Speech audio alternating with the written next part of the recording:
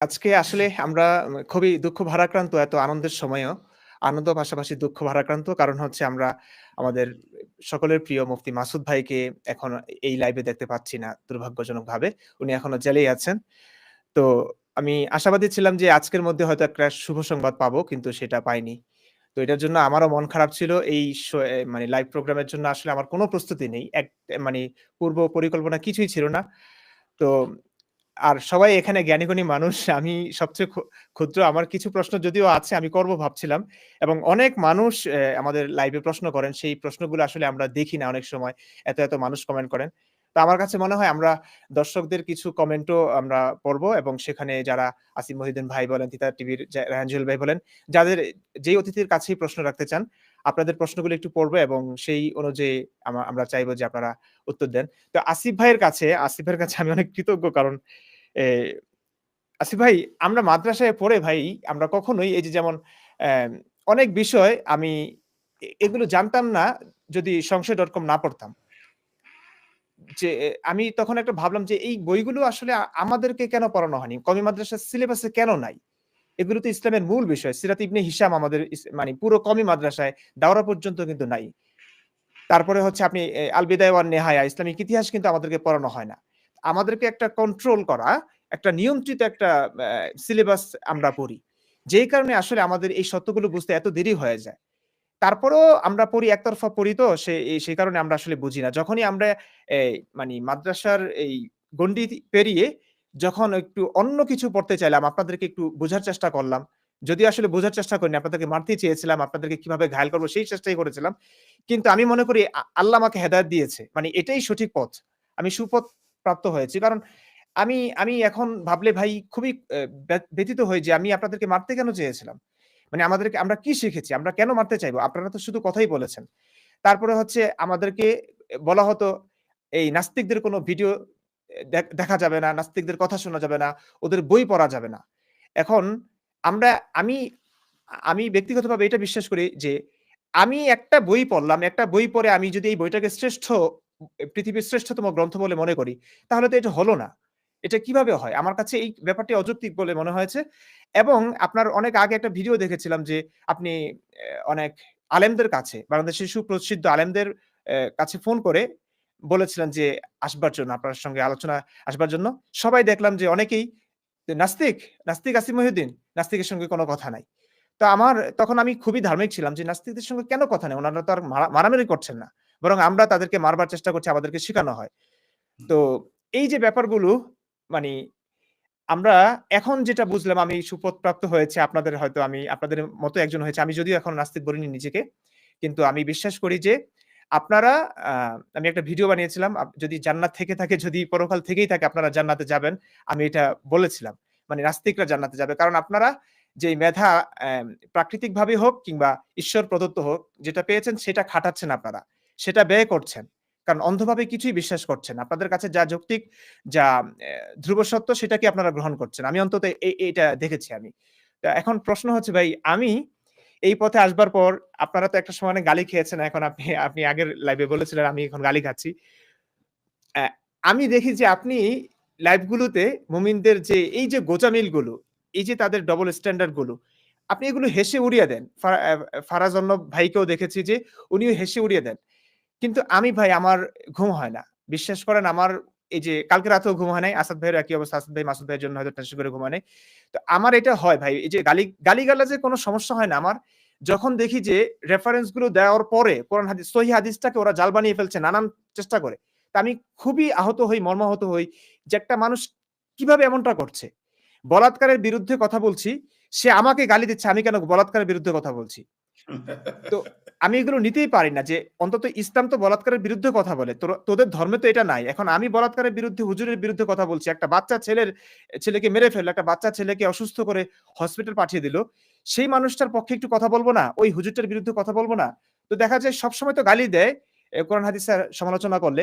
কিন্তু কথা হচ্ছে যখন একটা মাদ্রাসায় বলাৎকার হচ্ছে, এখানে আমি সমালোচনা করছি, এখানে আমি একটু ব্যথা পেয়ে ওই হুজুরের বিরুদ্ধে ২-১ টা শব্দ লিখেছি।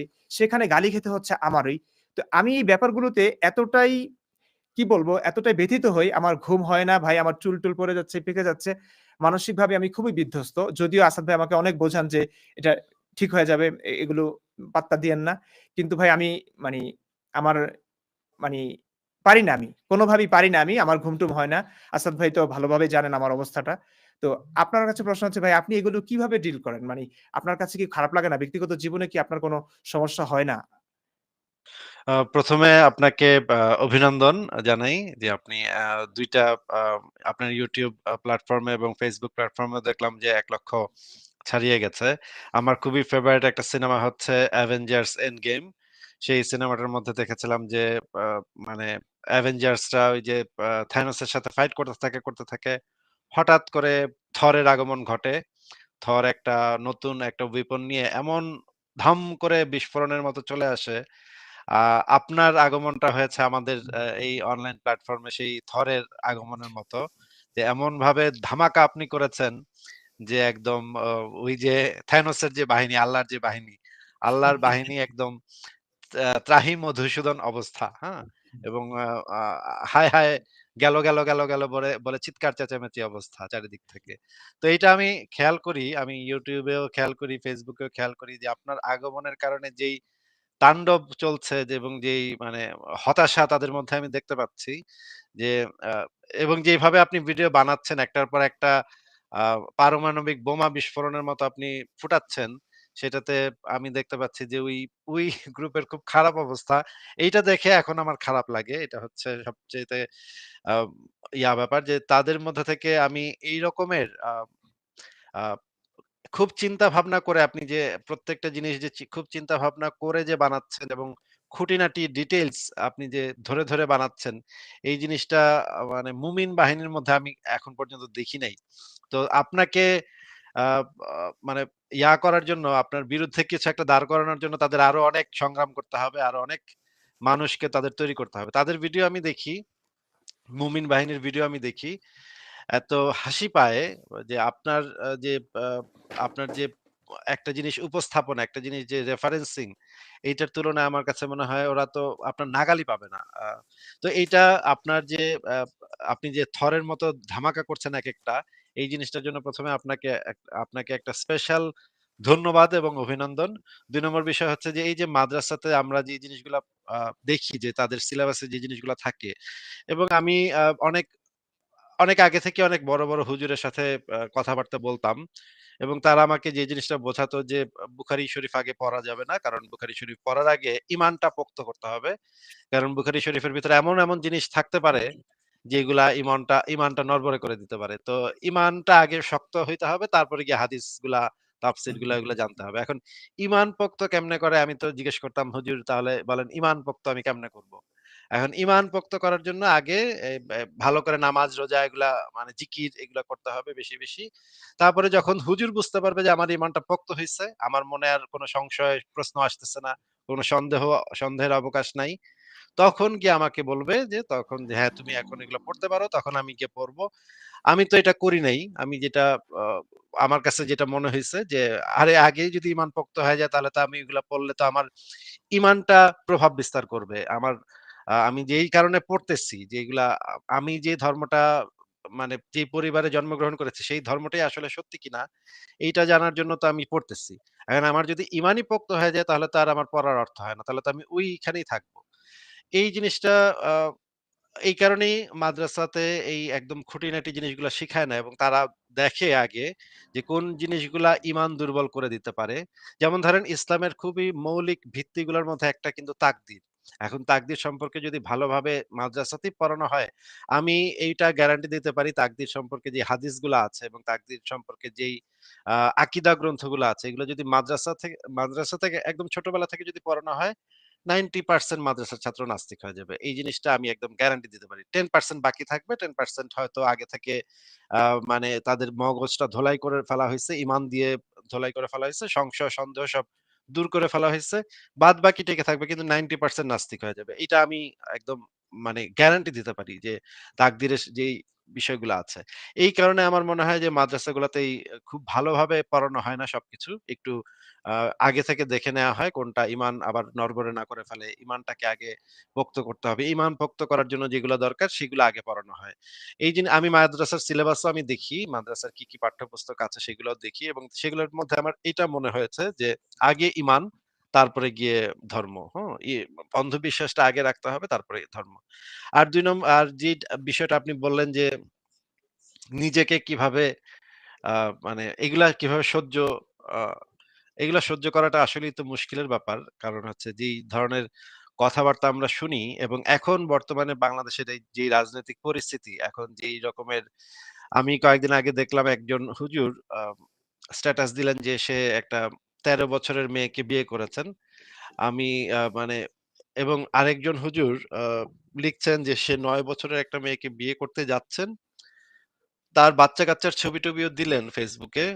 বাচ্চাদের ছবিগুলা দেখে আমার কাছে যে এই বাচ্চাটার যে মা, সেই বাচ্চাটার মা বোধহয় ১৪ বছর বয়স হবে এবং বাচ্চাটাকে আমি দেখলাম যে সে দেখেই বোঝা যাচ্ছে যে অপুষ্টির শিকার, অপরিণত একটা বাচ্চা। তার মা হয়তো সেইভাবে আ সে নিজেই তো বাচ্চা। তার মা তো নিজেই একটা বাচ্চা। সে আবার একটা বাচ্চা এখন তার পেটে ধরতে হয়েছে এবং পেট থেকে বের করতে হয়েছে। এখন ১৪ বছরের একটা মেয়ে পেট থেকে একটা বাচ্চা বের করতেছে। হুম? এইটা তো আসলেই মানে কল্পনাতীত আমাদের জন্য চিন্তা করা কল্পনাতীত একটা ব্যাপার। হ্যাঁ? আ যেখানে হচ্ছে গিয়ে ২৫-৩০ বছরের একজন মহিলা সেই যখন একটা বাচ্চা বের করে তার কি পরিমাণে কষ্ট হয় এবং কি পরিমাণে আ কমপ্লিকেশন তৈরি হয় একটা মায়ের।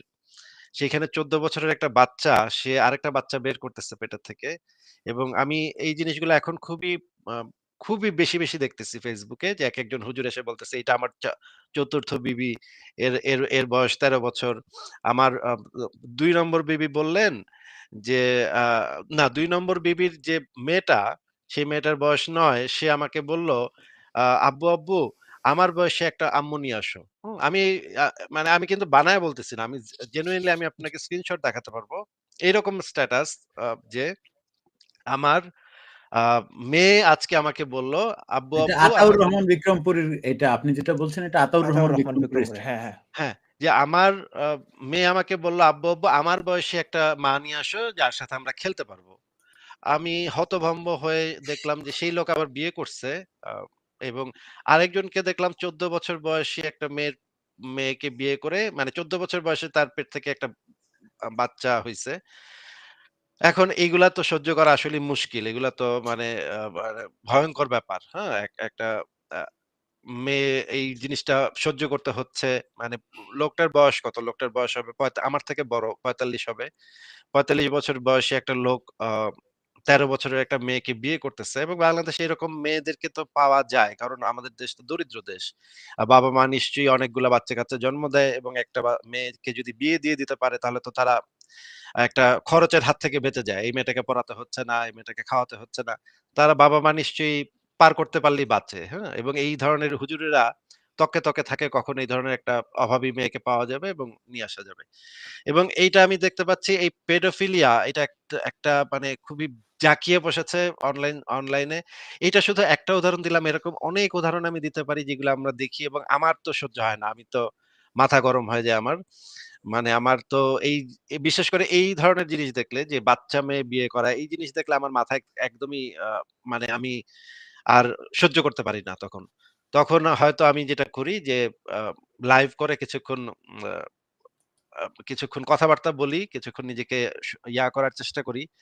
কিন্তু এইটা আসলে আ আমাদেরই আসলে শিখতে হবে। কারণ এই রকমের একটা পরিস্থিতির মধ্যে আমরা আছি, এরকমের একটা সমাজে আমরা বসবাস করি।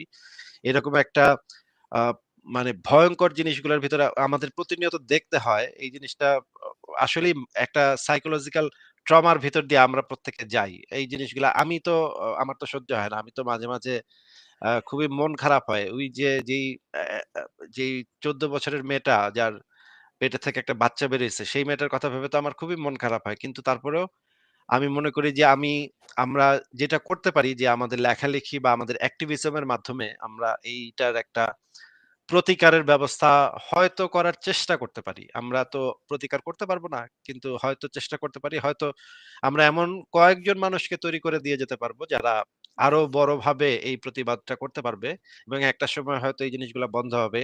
এইটাই শুধুমাত্র আমাদের আশা। এছাড়া আমারও সাইকোলজিক্যাল প্রবলেম হয়, ট্রমা হয়। এগুলা দেখলে ভয় মানে বুকের ভেতর ধাক্কা লাগে। কিন্তু আসলে আমাদের কিছু করার নেই। আমাদের এভাবেই কাজ করতে হবে ভাই।